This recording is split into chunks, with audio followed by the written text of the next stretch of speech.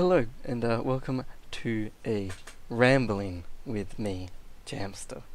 Uh, yes, so it's been a while, and I figured after watching a bunch of my vlogs, I would rename the series to Rambling because that's what I do. I don't really know what I'm talking about. It's always, you know, in the air, really. I've changed my video structure and the formatting a little bit. Um, I'm trying to, I'm working on getting some YouTube Let's Plays in the sort of making. It's a bit difficult because finding games that I enjoy and also want to play, and then can I record it on my laptop, is difficult. Um, so in the meantime, if you are interested in watching my content, I am streaming a lot of it of as a craft. I've just wanna. I feel like because of the grindiness of expert mode and how I can get very sidetracked, especially in Minecraft where there's so much stuff that needs doing.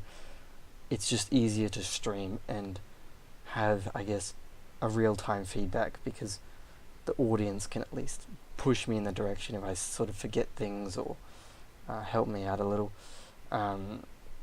Because otherwise, it's very difficult with Minecraft. I feel like maybe a smaller pack, or if I had more experience with Let's Playing, I would probably fine.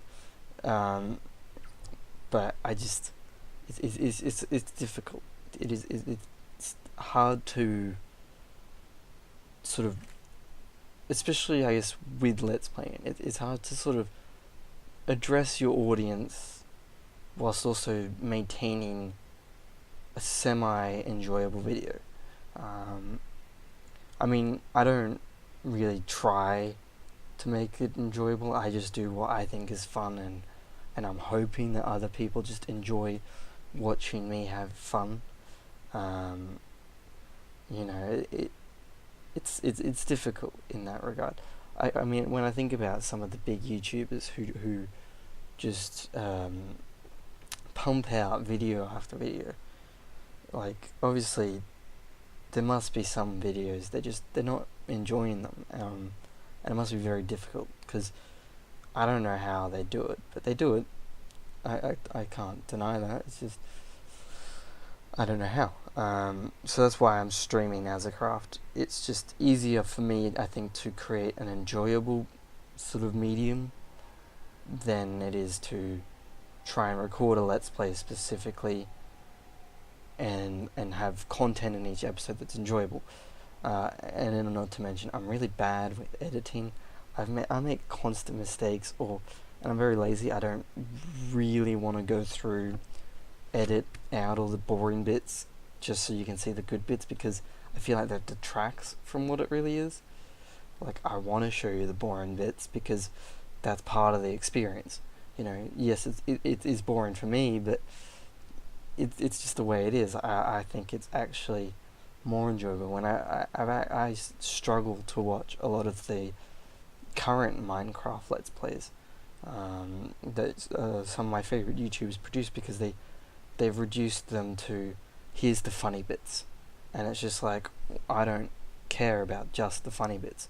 Sometimes it's the lead up to the funny bit that makes it funny. It's because there was a big boring segment where nothing too crazy happens, and then there's that big sort of hey, what the hell just happened, and now it's funny as hell. Like, don't get me wrong, some YouTubers, I think they're successful because they have an infectious laugh, so they're laughing, you start laughing, kind of thing. But it's just, I don't get it. I'm surprised. I feel like I've been talking for years. It's only been 4 minutes. Anyway, so yeah, the Let's Plays. I don't know what I think I'll go back to Command and Conquer. I'd like to finish that up, as I sort of said at the start of the year that would be a goal for me. I really have never finished all of them. The only one I've ever finished that I'm aware of is Command and Conquer Generals. I don't remember finishing any of the other ones. Like, I finished maybe one of the possible campaigns, um, but I never finished, like, say, the expansions, because I only ever really had um, the basic Command and Conquer 1, the basic Red Alert, and then I never had Red Alert 2 or any of that when I was a kid, so I'd like to finish it up. There are a lot of cool games, I guess. I've sort of mucked around with some of the more recent entries, like Red Alert 3, and I think it's Tiberian something. Tiberian Dawn is the latest one, which I didn't really enjoy too much. But then it was because I discovered I had the graphics settings on the lowest possible thing, because that's what it just defaulted to for some reason. And I thought it just looked really outdated, but now that I think I'd turned it up for one game, and it's alright. I enjoyed it. There's a lot of sort of quirks with all those games. It's hard to just work out what the hell's going on. Let's do this a little. Never mind. Yeah, I mean, things I would love to be able to record is things like the 3DS. Get we've got like Pokemon Go on it. Not Pokemon Go. What am I saying? Pokemon Moon. I've been playing through that. It's alright. I think it's probably my least favorite Pokemon game though. Like, I don't mind the difference in, like, so that if you're not aware, they don't have Pokemon gyms in Pokemon Sun and Moon. So instead it's replaced with like island challenges, and it's kind of like run through a cave and you beat a Pokemon basically, or you meet some requirements and then you beat like what's called a totem Pokemon, which is like a little bit different to the other ones. And the idea is not bad. It's just I feel like compared to old Pokemon games, the progression just it feels so different.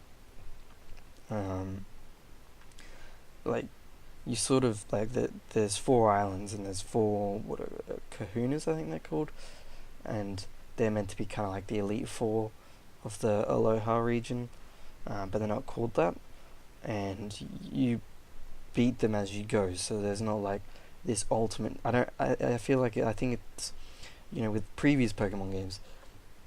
Like I really liked Pokemon X. I think it's the one I have. I'll have to check. It's in here, so I can check easily. I really enjoyed it. It was quite a lot of fun, but I think I enjoyed it because I like Pokemon games in general. Jesus Christ. Yeah, Pokemon X. But I think it's the end goal. Like, you have that overall goal. You gotta get to the Elite Four. You gotta beat them. That's it. Whereas with Pokemon Moon, I don't really know what I'm aiming for. I mean, I never fill out the Pokédex because it's just such a pain to do it. The mechanics. I mean, I like catching Pokemon. It's just it feels like a chore than it does, and it never feels rewarding. Like I think I did it once, and you always just get some random item, and it's useful for certain people who really like collecting more Pokemon or more things, but it's not useful for the rest of the player base, the more casual sort of approach, and for kids as well. But other than that, it's alright. The only really bad feature in the game is the call for help feature, which is like when you encounter a wild Pokemon, occasionally they'll call for help and it'll call in another Pokemon. But some Pokemon seem to do it way more often than others, and it just results in this horrible, endless fighting of the same Pokemon. Especially when you're trying to just catch one. Like, I was trying to catch a Caterpie so I could fill it up in the Pokédex because I encountered it. I had it on a couple of bits of health, and I was ready to catch it. It calls for help, so then you can't catch it because it's that stupid thing that they had an X and Y. It's like, oh no, 2 Pokemon. How will I ever target the other one? Stupid thing. Like, it just didn't make any sense, but it still does the same thing. In fact, in Pokemon X, it was like 5 Pokemon, so maybe it made sense that you couldn't aim well. But in this one, you've only got 2, so it's like 50-50 chance you actually throw it at the right Pokemon. But the big problem with the call for help feature is you can kill a Pokemon, and on that same turn, another Pokemon can get called in for help, and it will just spawn another. And so you don't end up ending the battle even if you try it. and you don't get an extra Pokemon in the battle. You always have the one. So unless you have moves that um, attack multiple Pokemon, it's just frustrating. Um, I really don't enjoy it. It's just it seems like it was a good idea. Like it seemed cool, but and I know that there's some neat mechanics around it. Like certain Pokemon can only actually be caught through the call help feature, because some Pokemon, when they call for help, another Pokemon will actually come along that isn't the same Pokemon, so it's normally the same, and it's I think a cloister or something. Some Pokemon is like the predator and the other one's the prey, so it comes along when you get it to low health and it calls for help.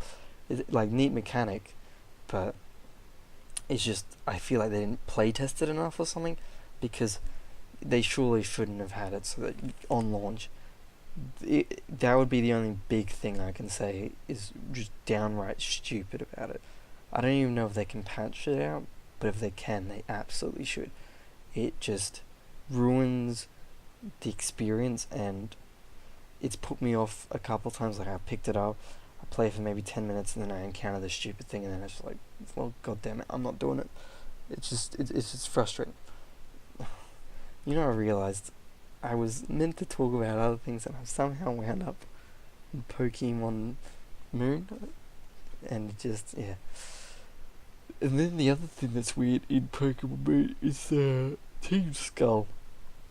I know that I think it's meant to be a joke, but just the way the bloody grunts move and talk, it's cringy, and it's frustrating at times. It's just so weird. Like, why do they have to do it? It's like adults mocking what they think young people do, but it really just, it looks like, it's weird. I don't even understand how teams, I think it's Team Skull, right?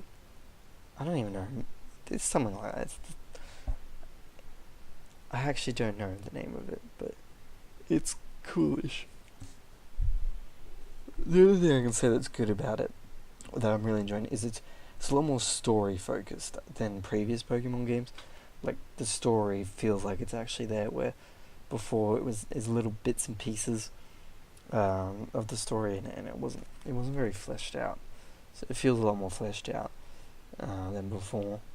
You meet like your rival pretty quickly, but then they turn out not to be your rival anyway. It's just like a friend tagging along, kind of like in Pokemon X.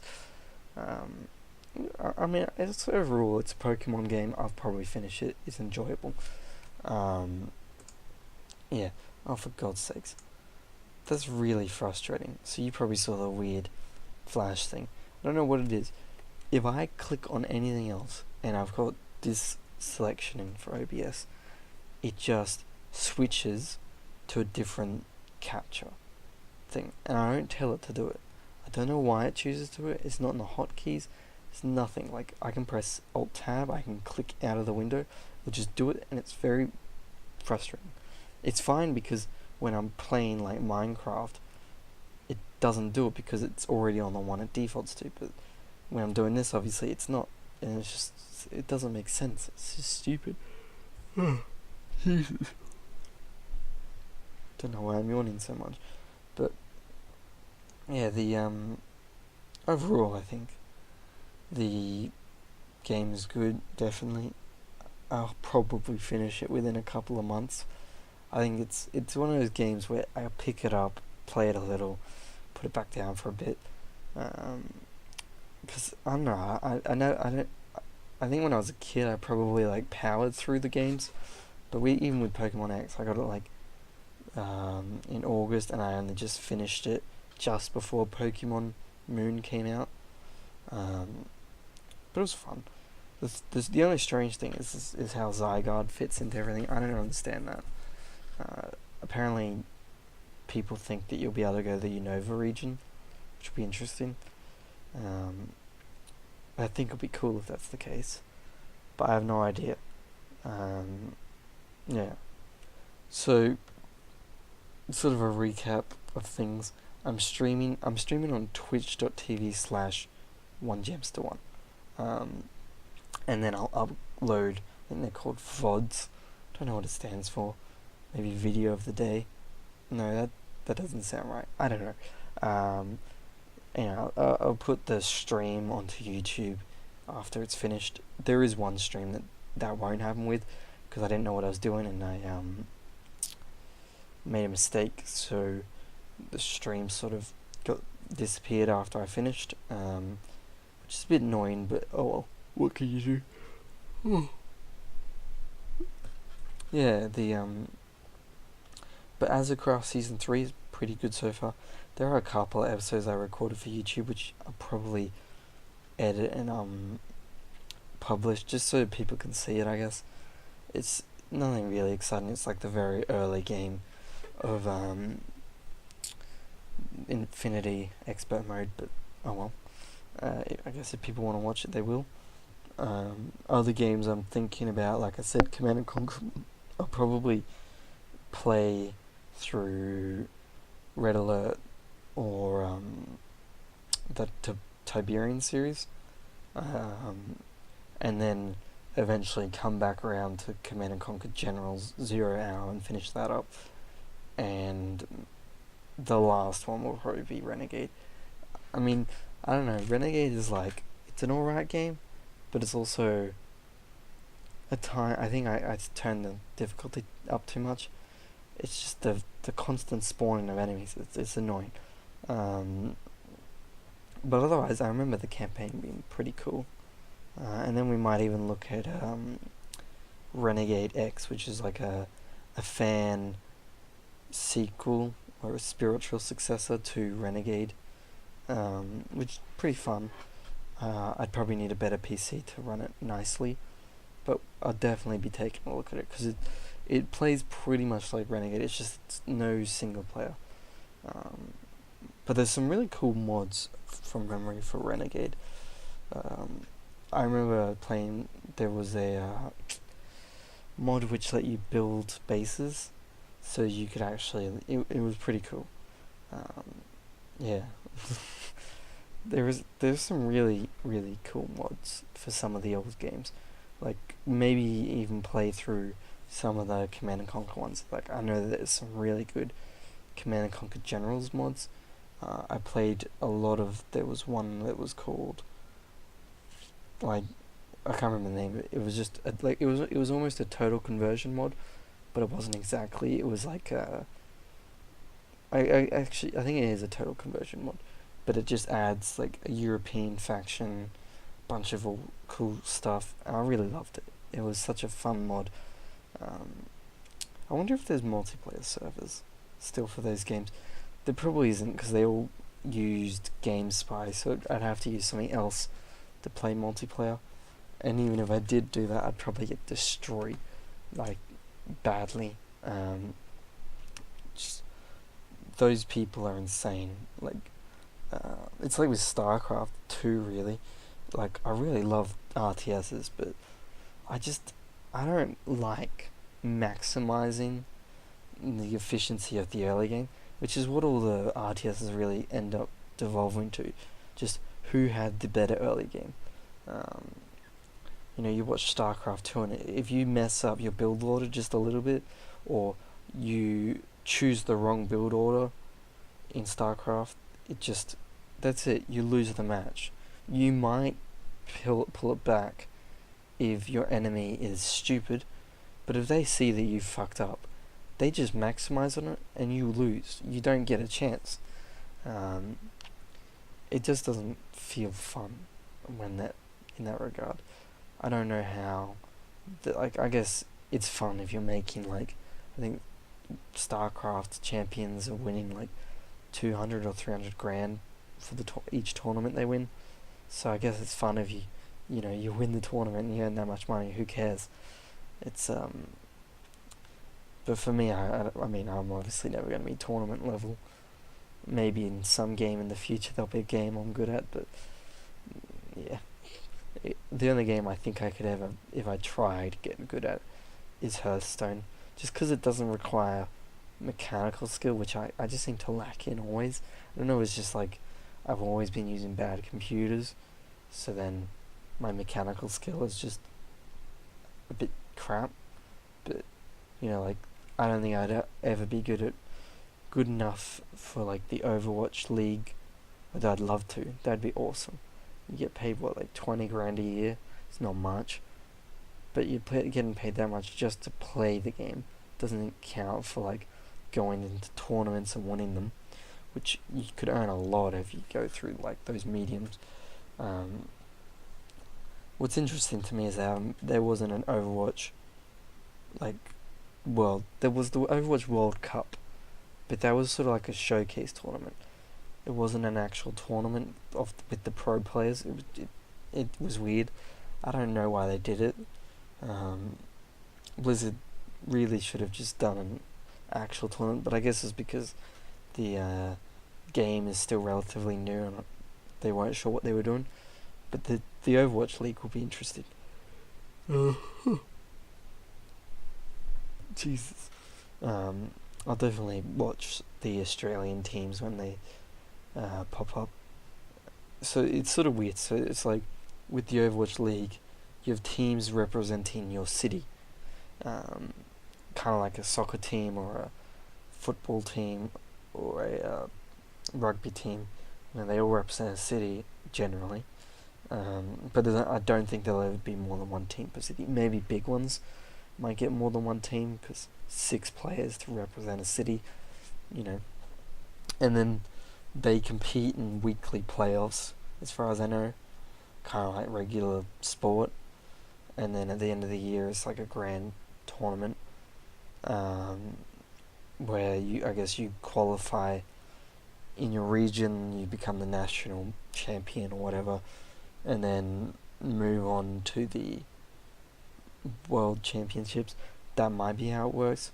I don't think it will be because the places like America, Korea, and probably a mix of like Canada and the UK, and probably somewhere in Europe, they all probably have multiple teams from different countries that are good enough to get in there. So it'll probably be like some weird way of working it all out, maybe like a global ladder. But then I don't know how it will work because it seems like the idea is they're going to have like a studio in each of those countries, and you go to the studio and play the game there, I guess. Maybe it won't be like that, who knows.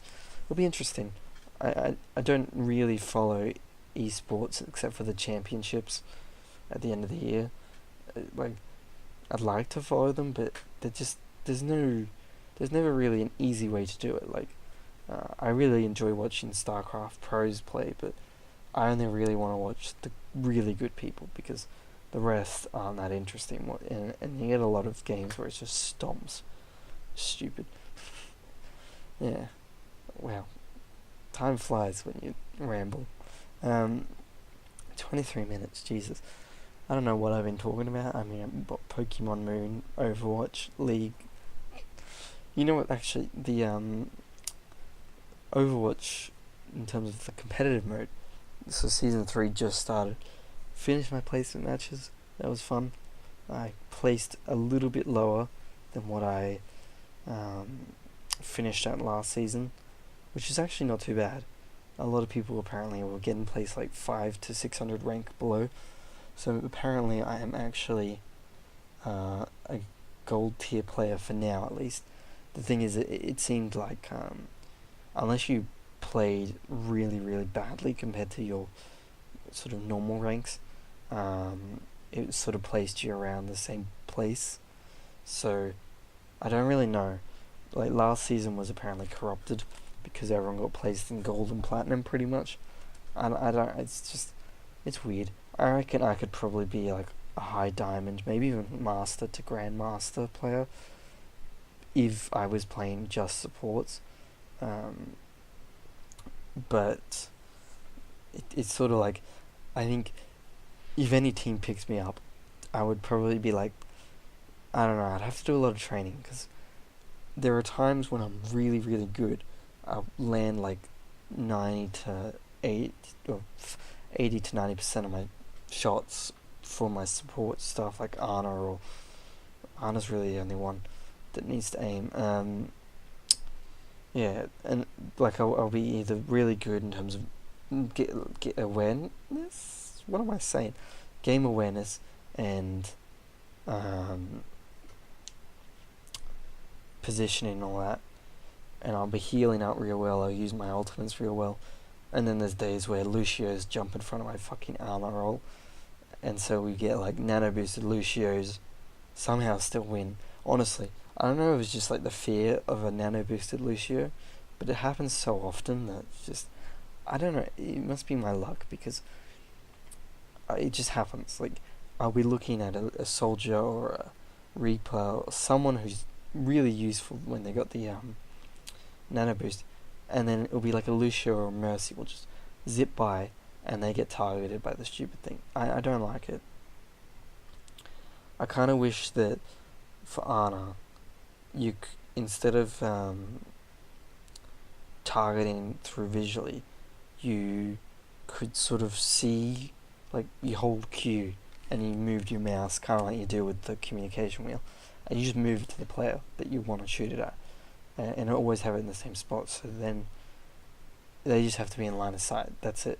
That would be so much better. Or something that you choose the player you're targeting, because it's very frustrating otherwise, especially when you hit the wrong player and it costs you the match.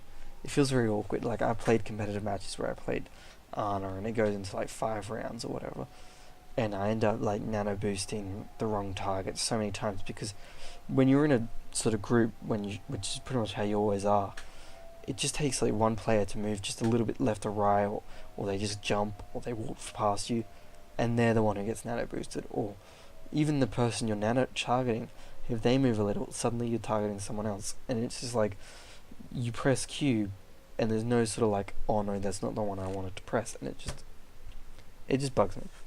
It's a dumb system, really dumb. And it doesn't help that she got nerfed with her ult. Oh well. Yeah. Just been rambling for a while now, haven't I? So, I've been Jamster. This was a ramble, and I'll see you guys next time. Bye bye.